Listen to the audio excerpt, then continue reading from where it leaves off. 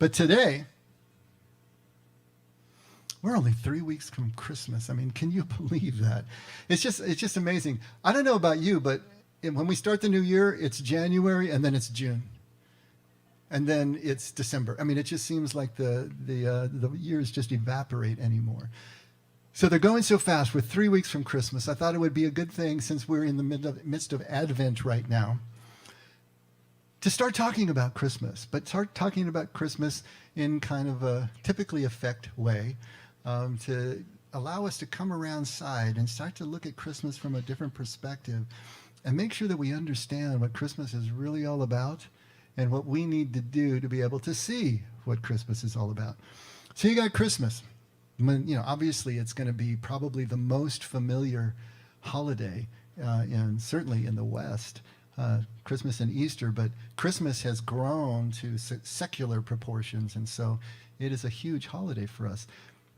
But with all of that familiarity and everything we think we know about Christmas, what do we really know? I wanted to take a little sidebar here and just say, Christmas was not a holiday in the early church at all. In fact, in the early church, the church fathers have left us evidence of this. They opposed celebrating the birthdays of martyrs because that was a pagan practice, and they were always trying to differentiate themselves from pagan religions and systems. And so the birthday of the martyr was not ever celebrated. The martyrdom day, the death day, which they considered their true birthday, was celebrated. And this applied to Jesus as well. Jesus' birthday was not important. In fact, in the Gospels, you'll find no evidence for what day that was. Now, in Easter, we have it tied to Pentecost, so we know that it was in the spring. But Christmas, we have no idea. How did we end up with December 25th in the first place? Well, it was centuries later. It wasn't until the 4th century that Christmas started to be celebrated at all in the church. And it was tied to the holidays that were already prevalent in Rome at the time. And it was Saturnalia and also the winter solstice. So the point at which the sun had been dipping down and getting less and less prominent in the sky, the 21st of December is where it moves back up again. And so that symbolized new life and the return of life. And so Jesus' birthday was put on those holidays because the church was now supplanting the original pagan religions of Rome. But it just starts in the 3rd century, or I should say the 4th century, around 334. But it wasn't until the 9th century that it actually became a liturgical feast within the church. We're talking the 9th century. And it was much later than that that Christmas took the form that it has now. So just to let you know that this holiday, as big as it is for us, was overshadowed greatly by Easter and Good Friday in the early church, because those were the ones that were spiritually significant to the church, not so much the birth. But having said that, what do we really know about Jesus' birth that's canonical, that's actually in the Bible itself? Very, very little. Only Matthew and Luke have anything in terms of a birth narrative. None of the other 2 Gospels do, and nothing else does within the New Testament. In Matthew 2, we get the story of Bethlehem, the preparation. We also get the story of the Magi. And in Luke, we get the story of the actual birth, which we don't get in Matthew. And we get the story of the shepherds, which we don't get in Matthew either. So our idea of Christmas and everything that happened in Christmas is a combination of Matthew and Luke. It's okay, Sharon. We love having her here. So let's just take a look at Luke and just see what Luke has to say. We're only going to read the first section up to verse 7. So Luke chapter 2, starting at verse 1, "Now in those days a decree went out from Caesar Augustus that a census be taken of all the inhabited earth. This was the first census taken while Quirinius was governor of Syria, and everyone was on his way to register for the census, each to his own city. And Joseph also went up from Galilee, from the city of Nazareth to Judea, to the city of David, which is called Bethlehem, because he was of the house and family of David, in order to register along with Mary, who was engaged to him and was with child. While they were there, the days were completed for her to give birth, and she gave birth to her firstborn son, and she wrapped him in cloths and laid him in a manger, because there was no room for them in the inn." So that's all we get. From there, he's going to go on, starting at verse 8 to verse 20, and talk about the shepherds. But that's it. Verse 20, He's done. Luke is done. And we're going to read Matthew later, but there's so little, just a few precious paragraphs that give us anything about the birth of Jesus. So what details do we really get? Well, we got that he was wrapped in cloths, right? We got that he was lying in a manger, or they laid him in a manger. And we get that there was no room for him at the inn. Now, these details are critical to any good story. And details in a good story are never random. And the Gospels are so spare, they are so concise, they are so cut down. Each detail that is there for a reason. It's there for a purpose. It's not random. And so we need to take a look because it's showing us something that's important for us to understand. If the detail is there at all, if it's survived for 2,000 years, there's a reason those details are there. And if you think about it, we live life detail by detail, don't we? I mean, it's really moment by moment and detail by detail. The details are what make something real to us. Details are what we use to prove authenticity, isn't it? I mean, when you're going online and you have to set up an account, what do you got to do? You got to give them all these details that nobody else would know. What was the name of your third grade teacher? What was the name of your first pet? What breakfast cereal do you like to eat when you were a kid? You know, it's all those little tiny details are the ones that really prove authenticity, prove identity. Have you seen a movie where, you know, there's this case of mistaken identity and they have to go to a detail to try to prove that that person is who they say they are? Where did we meet for the second time that we had coffee? And if they know that detail, then it's for true. That's what details do for us. They give us that sense of authenticity, that sense that somebody was actually there, that they know what they're talking about. But there are so few details to work with here. What are those details telling us? Those few details that we have. Well, what they're telling us is that Jesus' birth was really ordinary. Jesus' birth was unremarkable. The birth itself was unremarkable and ordinary. It talks about the cloths, the swaddling bands, right? Well, this is what was typically done. When a child was born at this ancient time, especially to a poor family, they'd take the child, they'd cut the cord, of course, they'd wash the child over, and they'd rub the child with salt.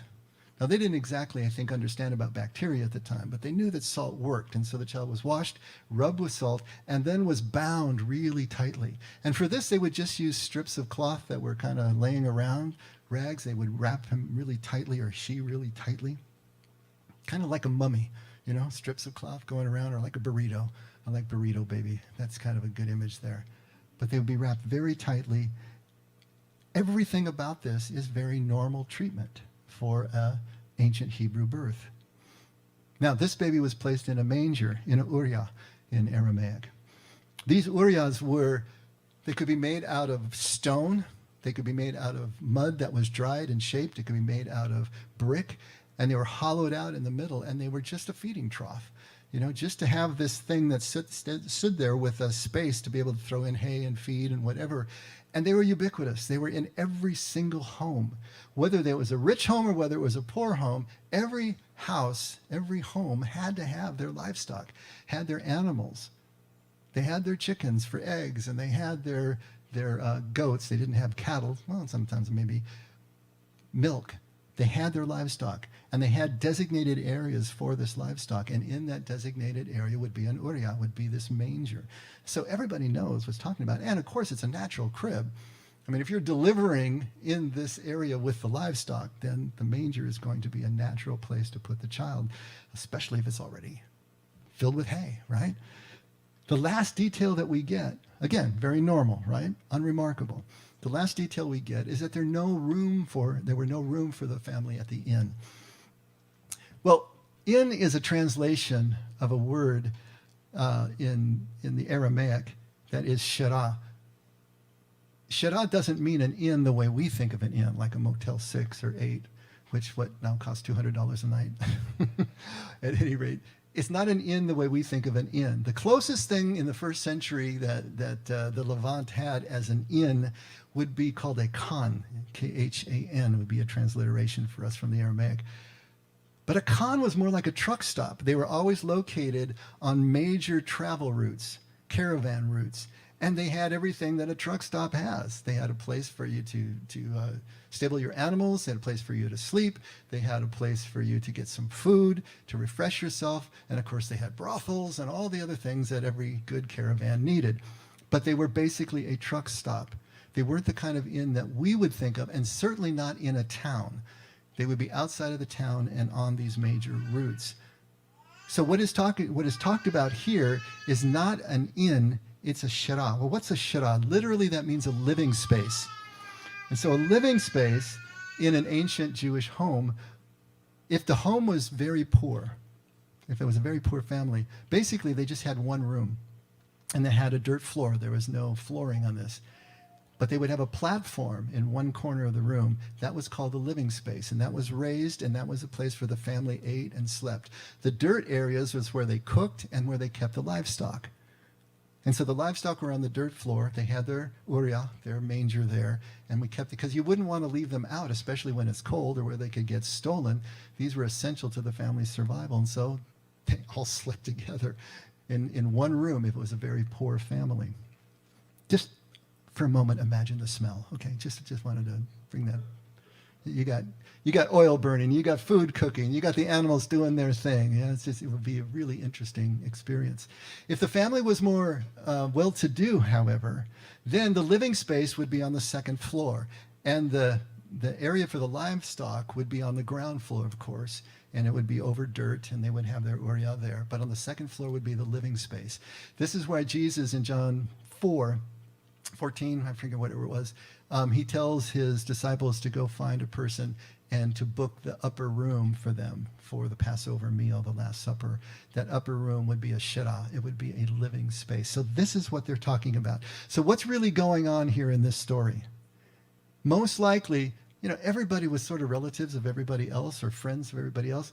Mary and Joseph make the trek from Nazareth to Bethlehem, and they go to a friend's house, or they go to one of their relatives' house. But everybody is crowding the city at this time. And so the living space, the shirah, if it was a more well-to-do home, probably, the second floor was already booked. It was already filled up as much as it could be filled. And so there was no place for them in that living space. The only place they could go was with the animals. And so this is what's actually happening here, not like we normally think. But these details are still going to be important for us. But if you think about them, all of them depict a very normal Hebrew birth in the first century for a poor family. It's unremarkable. And it was largely unnoticed at the same time. Now you're going to say immediately, well, what about the shepherds? Yeah, they saw a choir of angels singing. And what about the Magi? They had a star guiding them. And yes, that's true. In fact, let's read about them right now, because we want to compare and contrast. Matthew 2, starting at verse 1. Now, after Jesus was born in Bethlehem of Judea, in the days of Herod the king, Magi from the east arrived in Jerusalem, saying, "Where is he who has been born King of the Jews?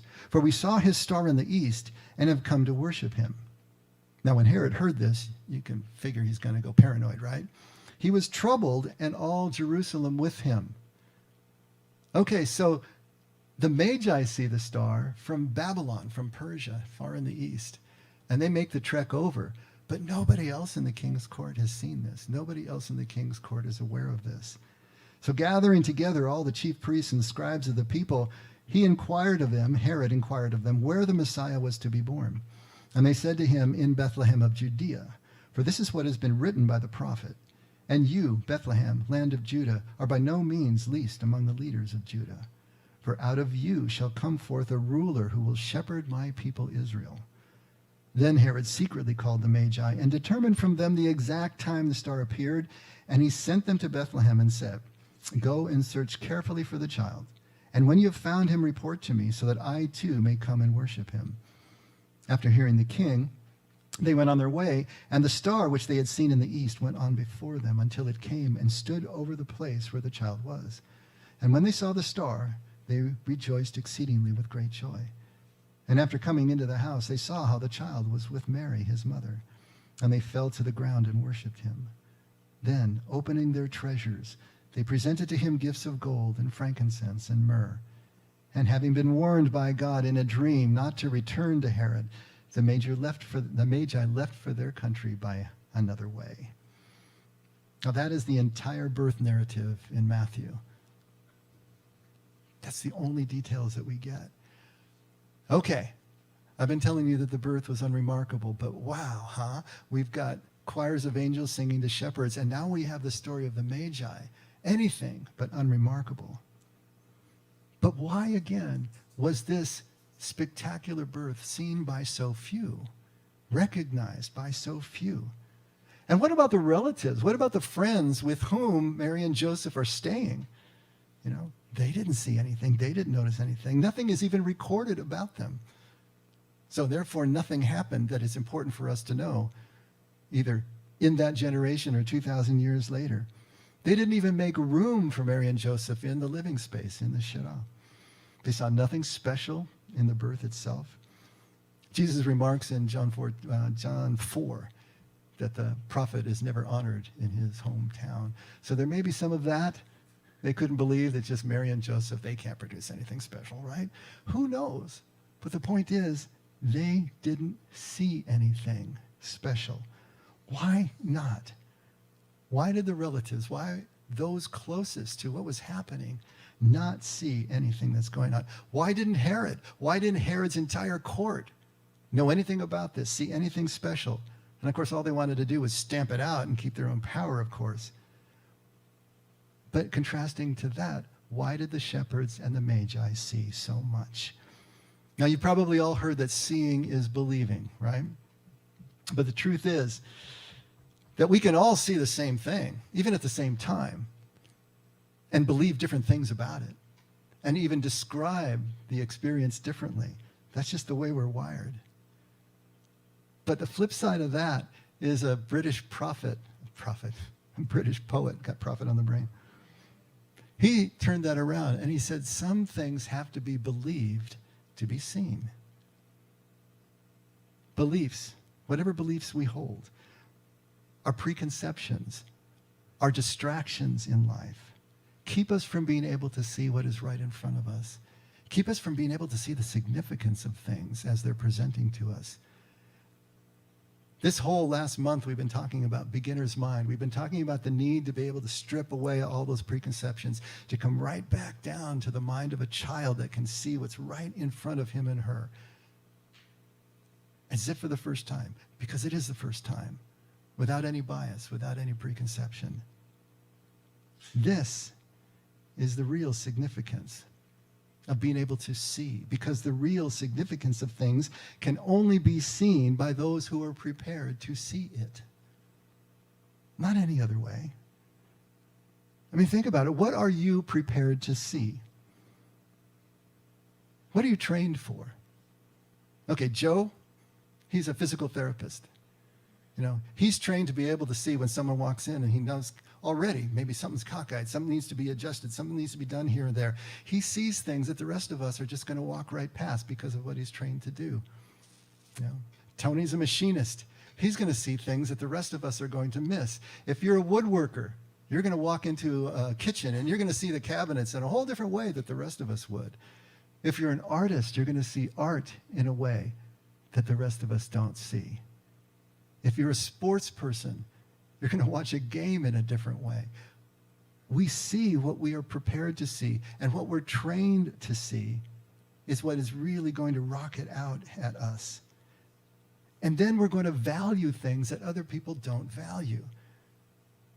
A musician is going to value a performance in a different way because of what he or she sees. Bill is an architect. He's going to walk into a building and he's going to value things and appreciate things that go right over our heads. It's what we're trained to see. So whatever you have trained in, whatever you have prepared for, you're going to see what others will miss. And you're going to value what others don't. Now, as a kid, growing up Catholic, I loved the baby Jesus. I love Jesus. You know, and it was probably because as a baby at Christmas time, he was so accessible, right? And I had a lot in common with him. He was a kid. I was a kid. And it was great. You know, it was something I could really grab onto. Now, that bleeding man on the cross, not so much. He was distant. He made no sense to me. I didn't understand what in the world that was all about as a kid. Now, as I grew older, because you got to remember Catholics actually have the body on the cross, not like Protestants, right? So there was this bleeding man on the cross. Well, as I got older, I started to understand. They taught me why I was supposed to love that bleeding man on the cross and what that signified. And so, yes, that started to come to the fore for me, but still, Jesus remained distant as that martyr symbol, as that bloody symbol. And as I got older and I got busier, I sort of fell out of love with Jesus completely. He was no longer relevant to me in what I was doing. I didn't see how he helped me. I didn't see how I had anything in common with him. I wasn't like him, not the way he was taught to me, first of all. And I had all these other things to do, and I didn't see how he could help me get those things done. And so I just sort of fell out of love and was doing my own thing until life mugged me. We all get mugged by life. We get serially mugged by life, right? And everything that I thought I was and everything that I thought I knew suddenly was called into question. Nothing made sense anymore. All the wind was knocked out of me, right? And I felt completely hollowed out. This is what beginner's mind is all about. However it happens to you, whether by intention or catastrophe, to get hollowed out, to call everything into question, to look at everything as if new again, and to realize that there's urgency, that we need to find these I'm going to say answers, but they're not really answers as much as they are convictions that will allow us to be able to continue on. And so suddenly, again, Jesus was relevant because now I needed saving. So I had that in common with Jesus at least. And so I turned back to try to follow. But then my head got in the way. And everything that I thought I knew about Jesus was keeping him still at arm's length. Everything that I thought I knew was keeping me as subject and Jesus as object, and I never really connected, not at a deep level. And so I had to get hollowed out more. And of course, that's exactly what happened. Until I finally was willing to let go of everything that I thought I knew about Jesus. In fact, I had to get to the point that I was willing to leave Jesus and leave Christianity in order for me to finally see Jesus again for the first time, with everything else out of the way, and with that ability to finally see again as if for the first time. I had to return to beginner's mind. I had to return to the mind of a child. And then I could see the significance of the baby in the manger or the bleeding man on the cross. But it took all of that.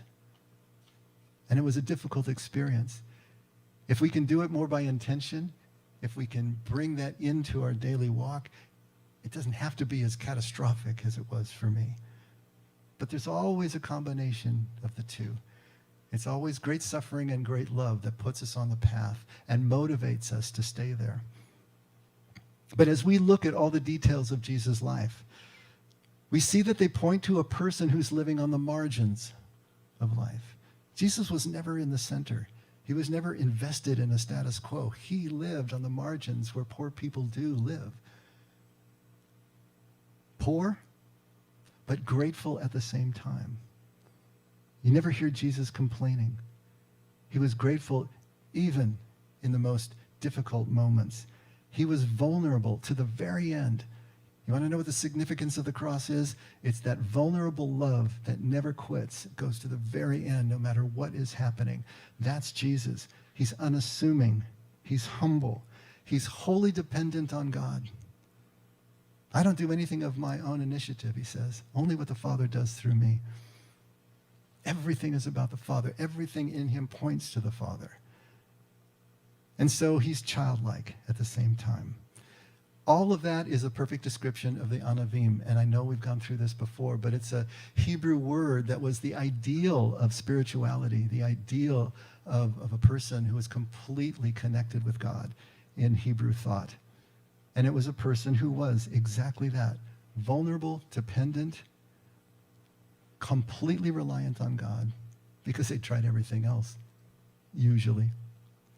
But grateful at the same time, an understanding of the presence and the connection that they had. Now, this was a religious ideal, maybe a philosophical and a spiritual ideal in Hebrew thought, but culturally, day to day, in the culture itself, the Anavim were not honored any more than they are today. I mean, do we really honor those who are poor and unassuming? We're always going to be geared for and gravitating toward the rich and the powerful and the celebrities and the famous. It's what we do. It's what people always do. And so culturally, it was the same way. Even though the religion itself held up the Anavim as the ideal, culturally, these people were marginalized. Culturally, these people were reviled. They were ignored. When Jesus says, it's easier for a camel to go through the eye of a needle than for a rich person to enter the kingdom, he's not just talking about material wealth.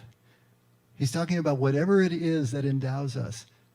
It could be material wealth, it could be finances, but it could also be good looks. It could be intelligence, it could be talent, it could be anything that we use to rely on ourselves, to get where we want to go in life, to move our agenda further forward, and for which other people are attracted to us and move us to advantage. That's the richness that he's talking about. That's the mammon that he's talking about. So the rich and the endowed and the non-anavim, because of that, because they have something to rely on other than God, they're not going to see the value. They're not going to see the significance of a poor, speechless infant like Jesus. Now, Mary and Joseph were anavim. Think about it. When Mary is called by the angel Gabriel, I mean, she has the usual disclaimers at first, right? But then she falls right into it because she is someone who is so in tune with God and so used to, of course, taking orders. But she just, yes, I am the handmaiden of God. And she just assumes the role naturally. How about Joseph?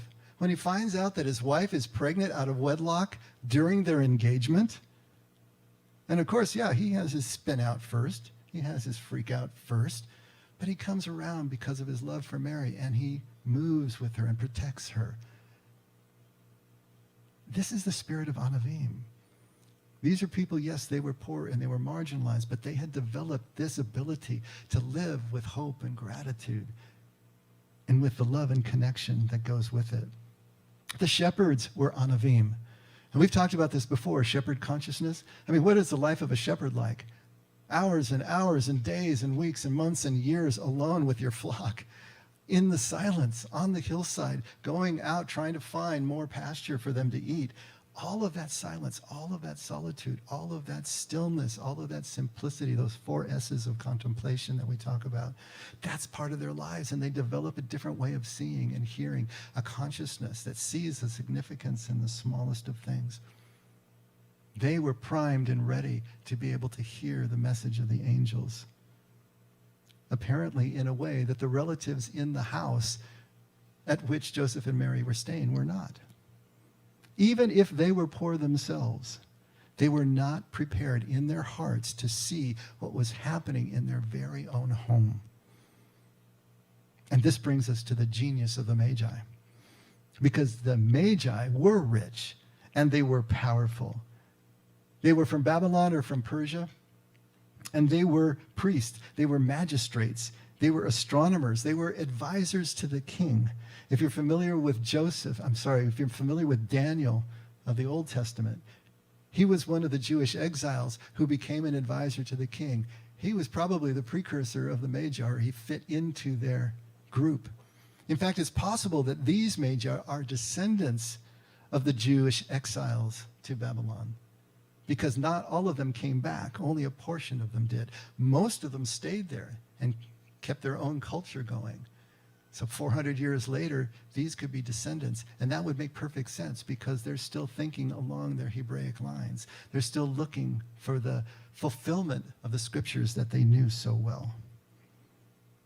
So they, even despite, I should say, their wealth and their status and their education, they're still humble. They're still vulnerable. They're still dependent. They're still childlike. They're willing to take risks. They're willing to risk being wrong. They think they've interpreted the heavens correctly. They think they understand what they're seeing. But they're willing to look ridiculous by setting off across a long and perilous journey across the Parthian frontier between Rome and Parthia and Persia, which was dangerous, to make that trip all the way to the Levant to see what is actually there, put themselves in harm's way. They had the heart and the spirit of the Anavim, even though they were rich, even though that they were powerful.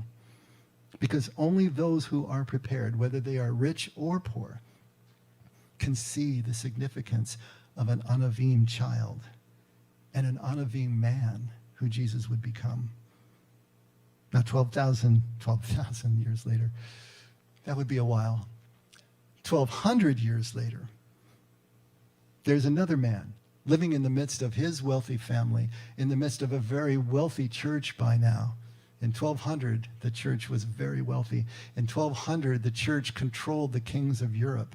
It was a whole different beast by then. In the midst of all of that wealth and all of that power, Francis of Assisi has his life hollowed out by a series of events, going to war, being a prisoner of war, becoming ill, and he finds his Anavim heart. He finds his Anavim spirit. He renounces his family's wealth, and he just commits himself to live in poverty. And because of who he was and the strength of his character and his charisma, he started to gather people around him who saw something in him that was attracting them as well. And this was the beginning, of course, of the Franciscan order. And he worked to reform the church from the inside out, to see if he could repair the church as his vision instructed him to do, to see if the church could return to those Anavim ideals. And of course it didn't, but he was able within his own order to try to establish that, to live in poverty, to see things from a different point of view. At one point, he wanted to immerse himself in the experience of the Magi and the experience of that birth and that time that the Magi and the shepherds were transported. So in 1223, he petitioned the Pope, and he got permission to be able to do the first nativity scene. You know, the first one that has ever been seen was in the village of Greccio, if I can say that right, in Italy. And it wasn't just a nativity scene as we think of it. It was actually a nativity play. It was a nativity service. And there was a full-size stable, and there was a full-size manger, and there were animals that were full-sized as well. And they actually ran through the entire thing, you know, played it out as it is depicted in the Gospels. And I wanted to read a first-hand experience so you can get a little bit more into what it might have been like, the experience of seeing this first manger scene with Francis. And this comes from Thomas of Solano, who was one of Francis's personal friends. And so he was there, eyewitness account. It may be, you know, exaggerated a bit, but I'll let you be the judge of that. Francis would recall Christ's word through persistent meditation and bring to mind his deeds through the most penetrating consideration. The humility of the incarnation, the charity of the passion occupied his memory particularly, to the extent that he wanted to think of hardly anything else. The day of Christmas drew near. The time of great rejoicing came. The brothers were called from their various places. Men and women of that neighborhood prepared with glad hearts, according to their means, candles and torches to light up the night. The manger was prepared. The hay had been bought. The ox and ass were led in. There, simplicity was honored. Poverty was exalted. Humility was commended, and Greccio was made, as it were, a new Bethlehem. The night was lighted up like the day, and it delighted men and beasts. The people came and were filled with new joy over the new mystery. The woods rang with the voices of the crowd, and the rocks made answers to their jubilation. The brothers sang, paying their debt of praise to the Lord, and the whole night resounded with their rejoicing. When Francis came, finding all things prepared, he saw it and was glad. He is dressed in the vestments of the deacon, and with full voice sings the holy gospel. A powerful voice, a pleasant voice, a clear voice, a musical voice, inviting all to the highest of gifts. Then he preaches to the people, standing around him, and pours forth sweet honey about the birth of the poor king and the poor city of Bethlehem. Moreover, burning with excessive love, he calls Christ the babe from Bethlehem, saying the word Bethlehem in the manner of a bleating sheep. Imagine that, Bethlehem, Bethlehem. That is so Francis. He called himself the jongleur de Dieu. I don't my French pronunciation, forget. It means God's juggler, God's clown. He would stand on his head in order to see the world from a different perspective. He was just that kind of guy. He was always doing something that was outrageous. It's why he was the one who talked to the animals, and they would come and perch on him the way he's always depicted. This was who he was, Bethlehem. He fills his mouth with sound, but even more with sweet affection. He seems to lick his lips whenever he uses the expressions Jesus or babe from Bethlehem, tasting the word on his palate and savoring the sweetness of the word. Francis stands before the manger, filled with heartfelt sighs and overcome with wondrous joy. And don't you love those details? That image of him licking his lips as if tasting the words that he's saying about Jesus and the babe from Bethlehem. Francis is obviously in complete immersion. He is there and nowhere else, completely present, completely aware, not thinking anymore, just being and doing everything. He's a complete reflection of God's love, especially in the playfulness that he exhibits, the humor, the humility, the in-loveness that he was showing at this moment. Obviously lost in a sensory overload, right? Now, that may not sound like a big deal to us with all we've got at our disposal, but in those days, that was sensory overload. The power of that moment that they had created, brought to tears by recognizing the significance of this baby at this moment. Now, we get no such details of the Magi and what they went through as they finally approached and were able to be in the presence of the Holy Family. But can you imagine maybe it was something of the same? After that journey they took, after a lifetime of studying the stars and finally seeing the signs that led them to take the risk that they took to show up where they were, you can imagine what their emotions must have been, the height of what they were experiencing. So what about us? What's our reaction to Christmas? What's our reaction to these symbols that we continue to place in our midst every year? Can we recognize Jesus in our lives? Because if we leave it just as an event that happened 2,000 years ago, we're going to miss everything about the significance of what this is all about. I want to read another piece, and this comes from another Franciscan, but this is a woman, a nun in the Franciscan order. And she writes, the story of the incarnation is really our story. It is the exact meeting point of God and human beings. We so often think of God as some kind of remote power or superhuman energy that has somehow set this whole creation thing going and then stepped back to see what would happen. It's impossible for God to step back from anything God has chosen to be involved with.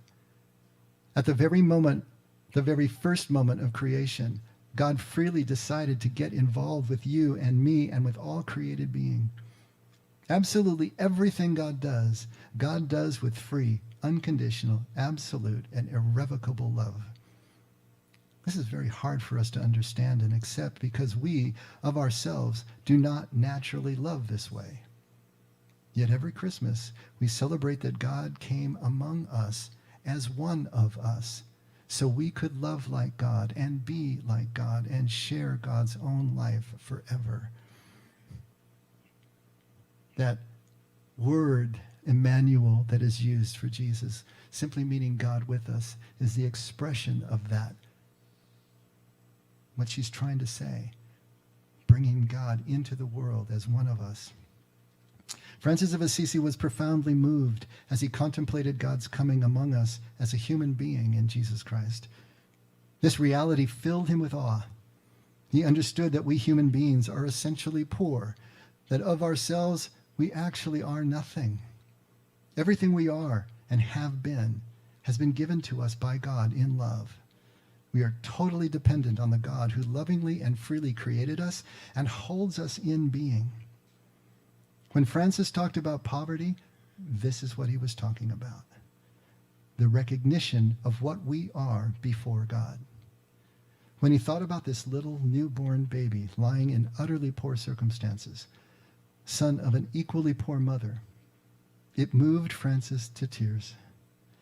That this little human being could be a full manifestation of the God of all creation astounded him and wakened him and wakened in him the most ardent and grateful love. It made him want to laugh and sing and shout and weep, so that is exactly what he did. Francis was a man who really expressed his emotions. For him, the Gospels came alive and were made present in highly charged dramatic action. Word and deed were as one. To know the story was to become a participant in it, to play a role in it, to live it in such a way that its power became irresistible to others. And so it's kind of a chicken and egg thing, if you think about it. The Father's love changes us, but we need to be changed enough to see the Father's love. See how that works? We need to be opened up, hollowed out, present enough to see what is going to change us. Or at least we need to be willing to be immersed in our moments, like the Magi, like Francis, willing to be wrong, willing to look ridiculous, willing to admit the limits of our knowledge, the limits of our power, the limits of our ability to even understand or make meaning out of things, to suspend what we think we know, and to let go of that illusion of power, to let go of what we think our security is all about in order to experience something completely different. In other words, we must be enough like God, that anavim heart, in order to see and recognize God in our presence, in everything and everyone around us, especially from where we don't expect God to be. Mary and Joseph and the shepherds and the Magi and Francis, they all could do this. They did do this. And their common traits were the humility and the childlike purity of heart that they exhibited. They had a willingness to set off without a destination actually in mind, with no guarantee of success or reaching that destination, and just to follow real-time directions. They were able to do that. Kind of like when you punch in your destination on your phone, and then you make a wrong turn, and it says, recalculating. The Magi were willing to do this. The shepherds are willing to do this. Are we willing to do this in faith and in trust? The ability to immerse in relationships and to be present right now with absolute abandon.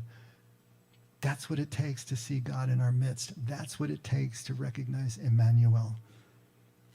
The Magi set out to find a king, a priest, and a prophet, but they found this poor, speechless child instead.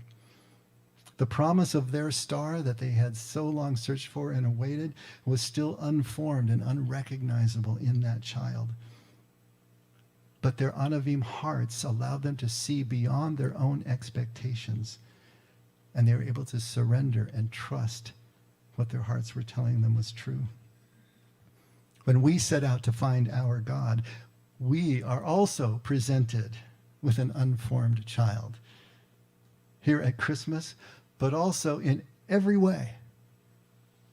We look for answers, but our questions are never fully answered. The certainty we crave for is never there in the way that we want it to be. But Christmas is the promise of our star, still informed. And if we are anavim enough, if we have come to ground zero enough, then we can still see how this is still a step forward toward our star's promise. Because our God is unassuming. Our God is humble. Our God is vulnerable. Our God is one who will wash our feet, which blows our minds. Are we prepared for that? Are we prepared for that? Or will we continue on searching for the God we expect to see?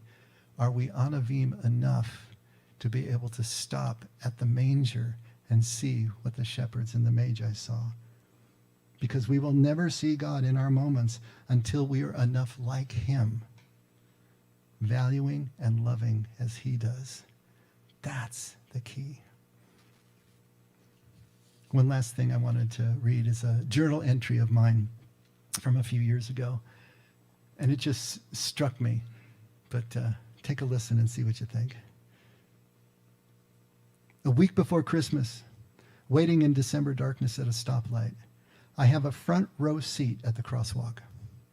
Through the passenger window, I catch what must be a father and a daughter beginning their walk across the intersection. Moving very slowly, I wonder if they'll get across in time. Both carry cardboard coffee cups in their right hands. But while his free arm swings with each step, I notice hers held stiffly bent against her side. She appears 11 or 12 years old as I collect details.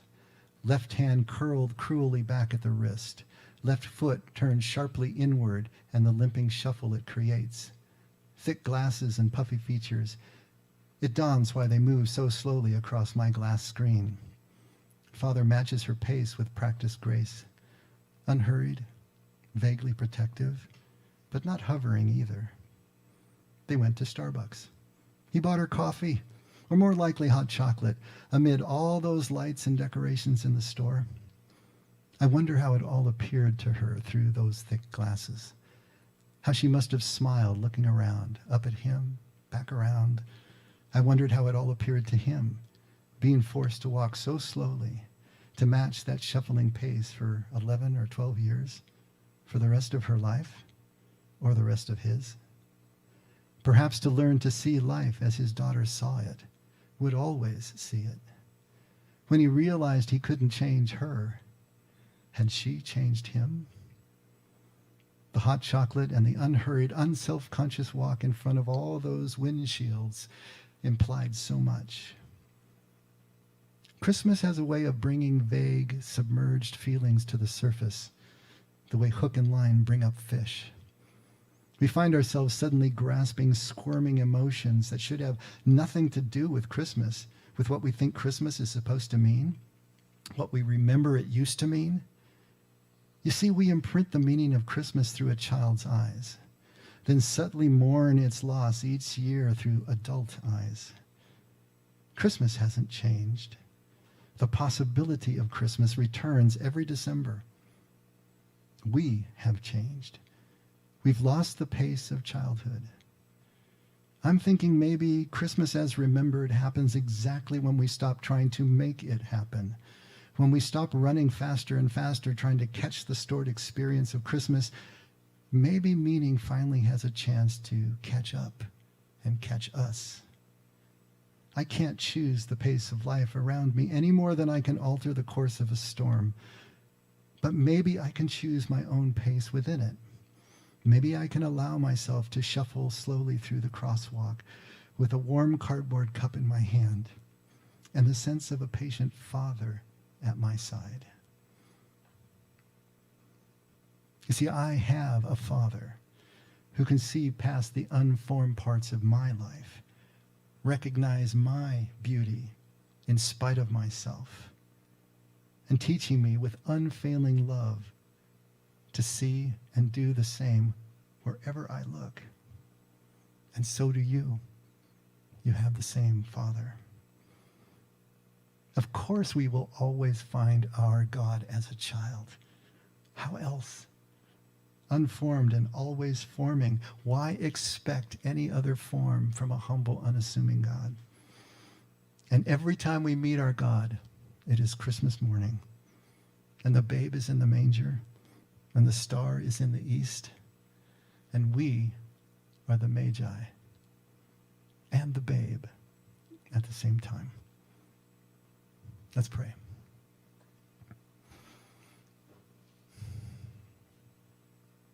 Father, this Christmas, we want to be prepared in a way that maybe we haven't been for years or ever since childhood. Help us to prepare. Help us to take the steps necessary to intentionally let go of the things that keep you at arm's length, that keep us thinking about things, but never really immersing into them. Help us to simply let go and to simplify, to take time to see what is really right in front of us. So on Christmas Day, we can see who you really are in that story that we know so well, but in the faces and the connections that are all around us all the time. Thank you for this Christmas season. Thank you for the preservation of the liturgy in our church that has kept it for us. But help us to see it new and fresh so that it means something that we can't deny. Thank you, Father, for all of this, for your love and your constancy. And never let us forget, we can only love because you loved us first. In Jesus' name, amen. Let's all stand.